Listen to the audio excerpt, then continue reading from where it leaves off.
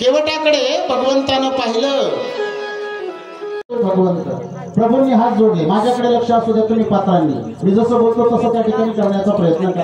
प्रभूंनी हात जोडले. केवटाला म्हणतात, केवटा अरे मला गंगा पार करायची आहे, मग तुझ्या नौकेमध्ये मला ती गंगा असणारी पार कर. केवटानं सांगितलं. केवट हात करतोय प्रभूकडे, प्रभू मला तुमच्या चरण रजाची कल्पना आहे म्हटलं, माहित आहे. तुमचे चरण माझ्या नौकेला लागले तर माझ्या नौकेची श्री होऊ शकते. मला पहिलीच एक पत्नी आहे म्हटले, आणि दुसरी कुठे? मग प्रभूनं सांगितलं, यावर काही उपाय नाही का केवटा? म्हटले उपाय आहे ना. म्हटले काय? मला तुमचे चरण त्या ठिकाणी धुवावे लागतील. तुमच्या चरणाला लागलेले जे रजकणा आहे, धूळ आहे, ती पहिली स्वच्छ करावी लागेल आणि मग नौकेत बसवावं लागेल. म्हणजे पाद्य पूजन करायचं. तुझी पत्नी घरी म्हटले तिला बोलावून आणतो, म्हणून केवट पळतच घरी जातो. तुम्ही ना पळून जाऊ. केवट पळतच घरी जातो, आपल्या पत्नीला घेऊन आला. जोडीनं पूजा करायची असते संत महात्म्यांची किंवा भगवंताची. पत्नीला घेऊन आले आणि सुंदर अशी काठवट आहे, लाकडाची काठवट लाकडाचं पात्र का आणलं केवटाने?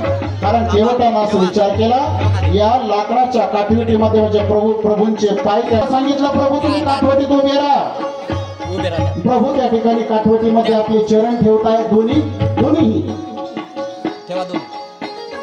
दोन्ही चरण काठवटीमध्ये ठेवले आणि आता जोडीनं केवट आणि केवटाची पत्नी प्रभूचे पाय धुत आहेत. तर पाय धुत असताना हा केवट प्रभूचे पाय असे रगडून घासतोय की चरणाला कुठं त्या ठिकाणी रजकण राहू नये. जोर घासतोय. प्रभू हलू लागले. प्रभूंना वाटतं मी चुकी म्हटले, पडेल नाही. केवटानं सांगितलं, प्रभू सगळ्या जगाचं रक्षण करतात, सगळ्यांना तुम्ही वाचवणार, तुम्ही पडण्याची भीती, आणि एवढी जर पडण्याची भीती वाटत असेल ना प्रभू, तुमचे दोन्ही हात माझ्या मस्तकावरती ठेवा. चालू राहते तुमचं पाणी व्हायचं काम. दोन्ही हात माझ्या मस्तकावरती ठेवा. किती युक्ती केली पहा ना. त्या निमित्तानं प्रभूचे दोन्ही हात मस्तकावरती आले. प्रभूचा आशीर्वाद केवटाला मिळाला. दोन्ही हात प्रभूंनी मस्तकावरती ठेवले. हात चरण धुवून झाले आणि मग प्रभूचे असणारे चरण, केवटाची असणारी पत्नी आपल्या पदरानं ते जे असणारे चरण आहे ते स्वच्छ केले. ते पाणी त्या ठिकाणी केवटाच्या पत्नीनं पूर्ण साफ केलं आणि ते चरण तीर्थ जे होतं ते केवटानं आणि केवटाच्या पत्नीनं आपल्या मुखामध्ये ग्रहण केलं. आपल्या माथ्यावरती ते चरण तीर्थ टाकलं महाराज. आणि मग आता प्रभूने सांगितलं, केवटा मग आता घे ना आम्हाला नौकेत. आणि मग केवटानं सांगितलं, हा आता प्रभू अगोदर नौकेत नाही गेले. मी पहिल्या दिवशी सांगून गेलो. मला वाटतं प्रभूंनी अगोदर सीतामैयाला नौकेमध्ये बसवलं. पत्नीला अगोदर नौकेमध्ये बसवलं. त्यानंतर लक्ष्मण भैयानं प्रवेश केला नौकेमध्ये. आणि आता प्रभू रामचंद्र नौकेमध्ये येत आहे. प्रभू रामचंद्र नौकेत येत आहेत. हात द्या त्यांना. अशा पद्धतीने नौकेमध्ये प्रवेश केला. असल्या ठिकाणी नौका चालवण्यासाठी नौकेचा ड्रायव्हर पुढे नसतो, पाठीमागे असतो. पाठीमागे या तुम्ही केवट महाराज.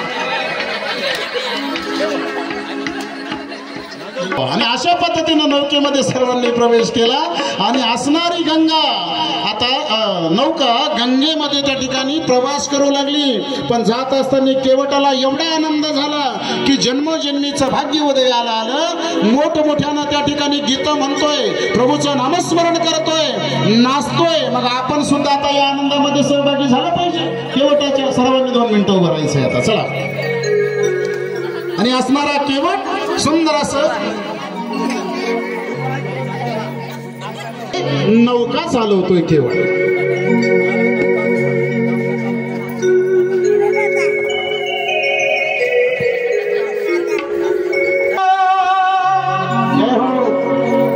प्रभु